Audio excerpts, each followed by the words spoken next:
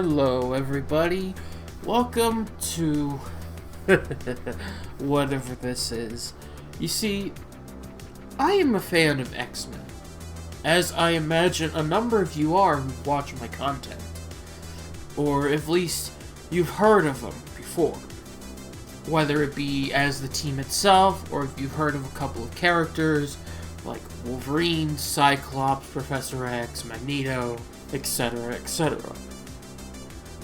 You know, it could be from whether you've seen them in the movies, you've watched the original 90s animated show, or any of the following shows, you know,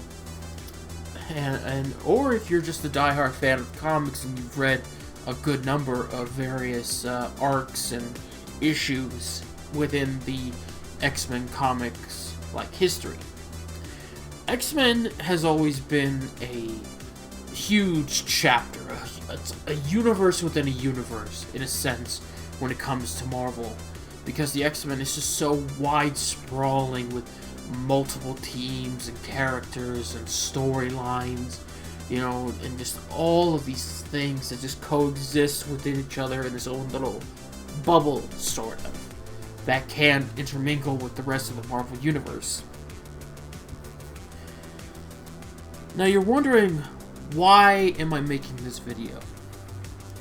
If you've looked at the title, you're wondering what happened to the X-Men. And you know what, I'm kind of curious about that too, because from what I can see, in looking at how the X-Men started, how they used to be, how the characters reacted and interacted with each other and other people, to now, I have to wonder what's going on. What happened to these characters? Why are they not acting the way they used to be? Why are they doing the exact opposite of things they did? Why is it now they are standing for this? They are now acting like the people they used to stand against in their prior days. To look on this is, first we must look at the beginning.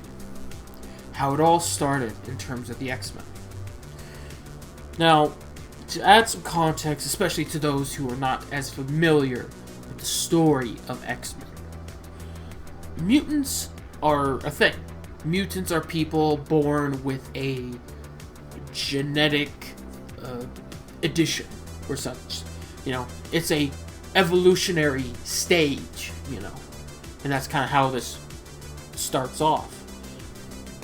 Mutants exist, and a lot of them are unable to really control some of their powers. You know, eventually there will be like a power level system to tell like how kind of level the power is. Like, some people will have, like, you know, maybe there'll be like Cyclops and they can shoot beams out of their eyes, you know, or they'll have claws, mind control, telekinesis, a myriad of various abilities that could occur at birth.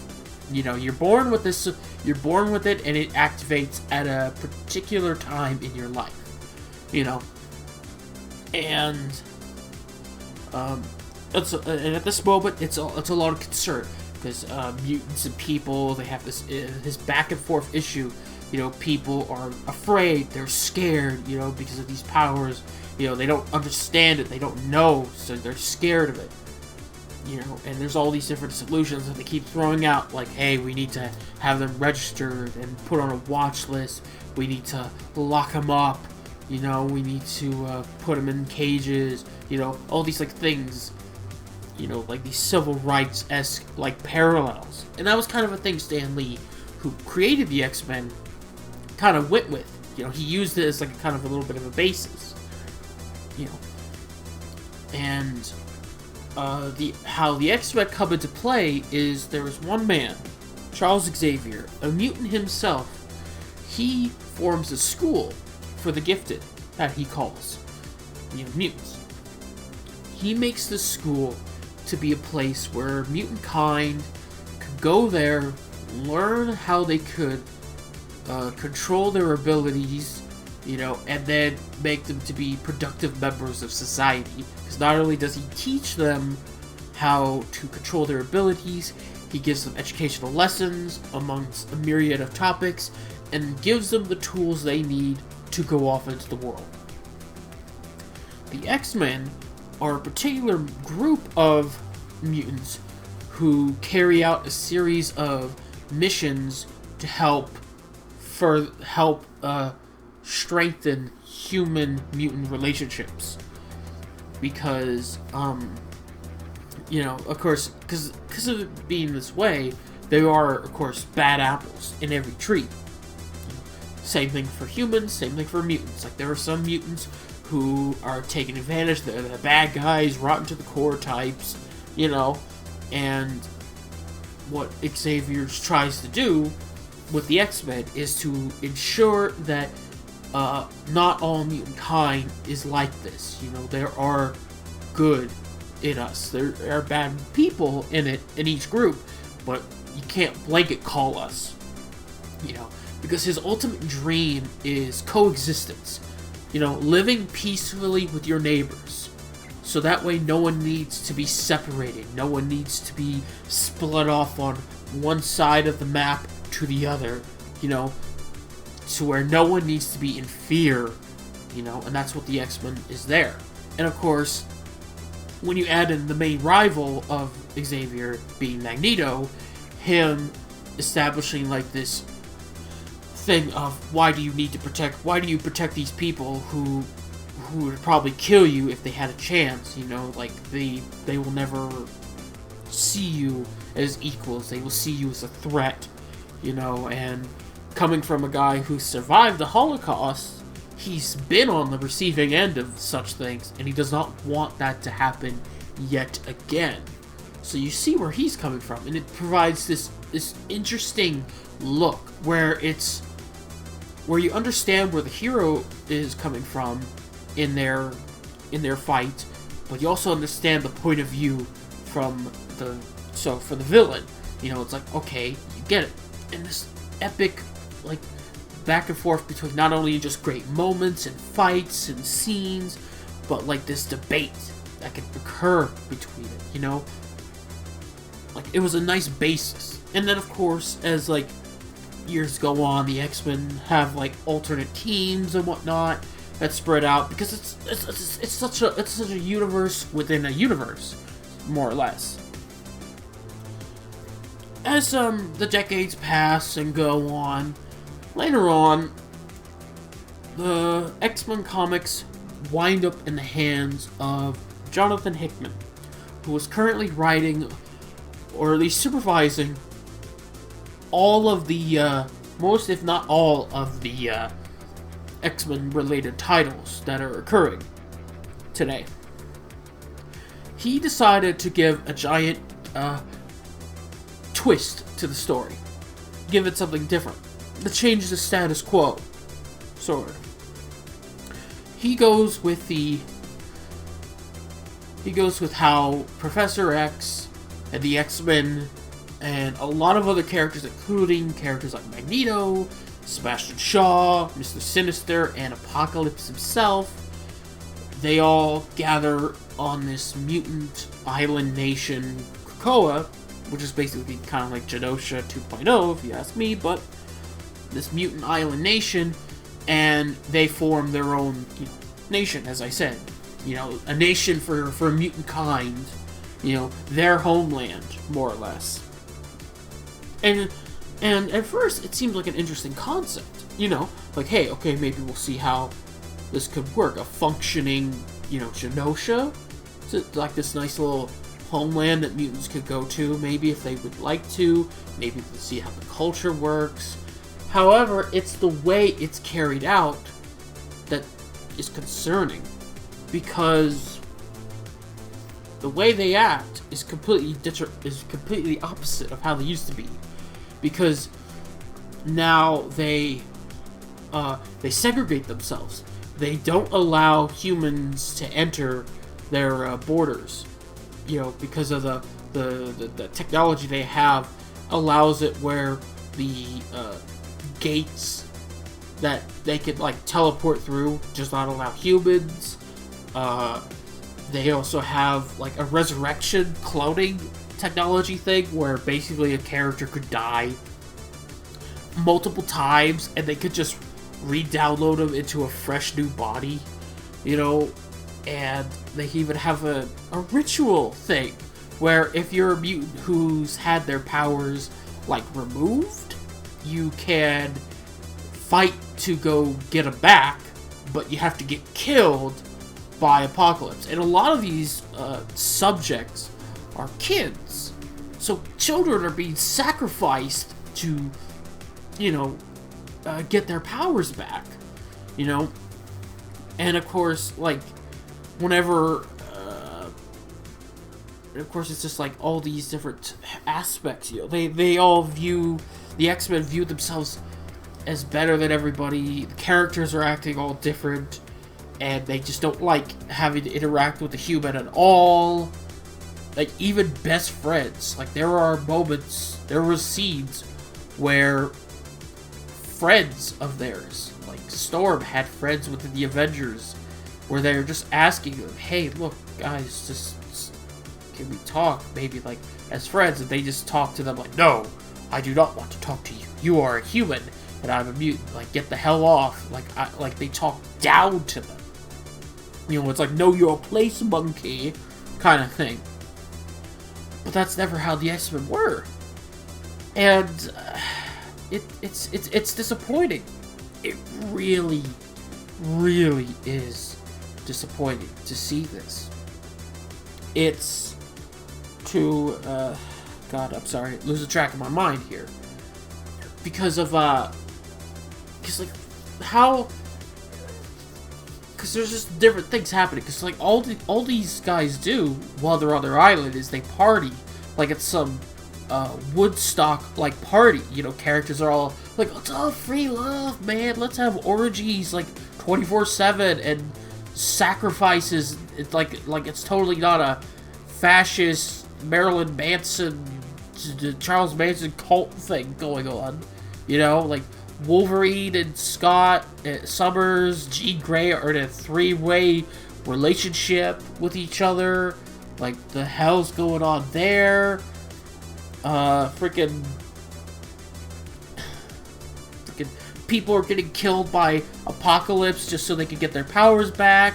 Scarlet Witch, the daughter of Magneto, the sister of Quicksilver and Polaris, people who are on this island. Scarlet Witch isn't allowed on this island because all of mutant kind hates her for what she did, and they treat her like the damn devil. You know, freaking Franklin Richards, who was like canonically a mutant prior. There was a crossover comic with the X-Men and the Fantastic Four where it turns out that Franklin Richards wasn't a mutant. He just tricked his body into thinking it was a mutant or some shit like that. And because of that, the X-Men want nothing to do with him anymore because he's no longer a mutant. So it's like, oh, we don't care anymore. You're not a mutant. You're not welcome here. You know, kind of thing. And then freaking, and then there's even like hypocritical things within their own reasons, because they'll accept anybody, you know, because they're working with their former enemies. We have Apocalypse, we have Sinister, we have Sebastian Shaw of the Hellfire Club, you know, all these various people that have caused so much chaos and death and destruction to the X-Men's lives and to humankind everywhere. Suddenly, we're all just chilling out and relaxing and having a good time. Hellions, one of the X-Men titles, where Alex Summers, Havoc, and the rest of his team, they go off and fight Goblin Queen, who is the clone of Jean Grey, created by Sinister, mind you, and is the canonical mother of Cable. She is angry and frustrated that everybody is on Krakoa and no one brought her in, Like, why am I the one left out? She's alone. She's sad. Because if you look at her history, she never knew she was a clone. You see, in her history, Madeline believed she was the actual Jean Grey, and it wasn't until the real one popped up that it was revealed. And to know that kind of thing would damage your mind and make you lose touch with things. And thus she became a villain as a result of that mind snappage. And here she just wants to be with a family. She wants to belong. And Alex Summers, tries to do that, because when she dies, he tries to make a promise to, like, get her back. So he approaches, like, the ruling, like, governing council of Krakoa, which includes, like, Scott, his brother, and all these other people. And he's like, hey, can we get her back? Can we, like, resurrect her, give her a place? And Scott is like, no, we're not going to do that. And they just say it because, oh, she's a clone of a clone, and blah, blah, blah. We can't do that. And it's like, no. You don't get to do that. You let X-23, the genetic clone of Wolverine, run around in this place. You're letting Apocalypse murder children in arenas while people are cheering. You have Sinister, who did a lot of this crazy shit in the first place, and you have Sebastian Shaw, who's done God knows what over the years, and you're buddy with them, but you're not gonna let Madeline Pryor who just wants to have a place to belong. You're not gonna let her come back? The fuck? So it's just all these things, this hypocritical thing, and it's not even just that. Everybody's practically drinking the Kool-Aid. Like, probably the only sane characters I have seen in any of the issues was Nightcrawler and fucking Legion. Legion, who's literally known as Xavier's son, who's a bit cuckoo for Cocoa Puffs. Literally, these two guys are the only two people who are sane, because Nightcrawler is disgusted with all this crazy shit that's going on because of the culture, the way that things are at. Because of the resurrection and all that, a lot of the kids, they don't care about dying. They're like, oh yeah, oh come on, you ought to die once, it's cool, you can do it. They treat it like a cool trend, like a Tide Pod challenge. They're like, oh yeah, take photos of the dead body, it's all good. Yeah, man. Meanwhile, Nightcrawler is just horrified at what he's seeing, because it just seems like everybody's drinking the Kool-Aid. And Legion even sees that too, And it's just funny to think, like, the way that they all are. The mutant nation, they're just segregating themselves. And that was never Xavier's goal. Xavier wanted coexistence, peace, so no one needed to shelter each other from one another. So that way people could just live on with their lives and coexist. Where mutants and humankind could walk past each other and just be like, hey, how's your day going? It's going well. And just move on. Not, we need to shelter ourselves and be xenophobic to mutant kind everywhere and usher in our will everywhere that, like, oh, we have the privilege because we are mutants and your point doesn't matter. It's just, what happened to my X-Men? What happened to my champions who wanted to establish a relationship between mutant and humankind?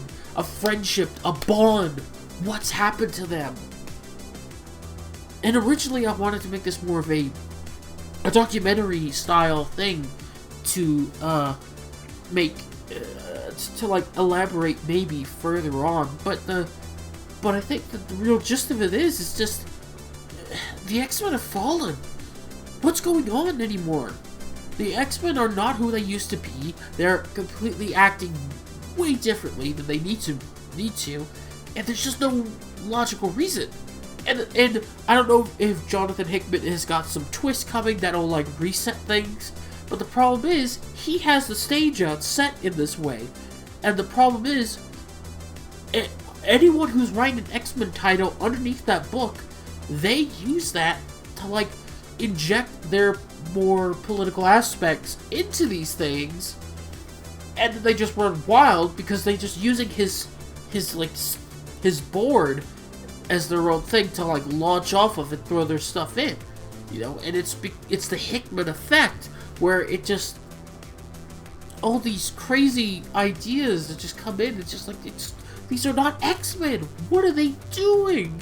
Like, at the time of this recording, the next event is a fucking gala, where they're all dressed up like god-awful monstrosities, where only, like, maybe Emma Frost looks semi-decent in some of her outfits, and they make Iceman wear a fucking dress? A fucking dress? Okay, look, it's one thing if you want to suddenly change Bobby's sexuality to gay because it fits whatever the fuck you want to do at the time. Whatever, I don't like that, but whatever. But you don't need to put the man in a fucking dress. A dress? I mean, come on, guys. He can be gay and still wear, like, a normal guy suit, okay? Just because he's gay does not mean he needs to be a fucking feminine. Okay, what the fuck, guys? But who knows? But I guess that just explains why manga is dominating the top, I think it was top 20 or 30 slots in the comic book industry. There's no American comics. There was no Marvel. There was no DC. Barely nothing. Because manga is taking it. Because they don't do stupid ideas like this. You know, they don't just suddenly change things out of nowhere like that. You know?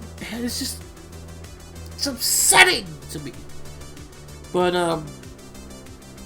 you know, I'm gonna be done. This is just my rambling thoughts. You know, I had a more planned out thing, but but at the end of the day, it's just me rambling on about how I think the X-Men have fallen from where they used to be, and I just don't know what's even going to happen anymore. I hope for the best. I hope maybe something will occur that we can pull it back, go back to something a little more familiar looking, to have the unity to it. Because all this does is it just screams division to me. But that's it. What are your thoughts on the video? Do you want more videos like this? I don't know. Leave it down in the comment section below. I'll see you all on the next video. Goodbye, guys.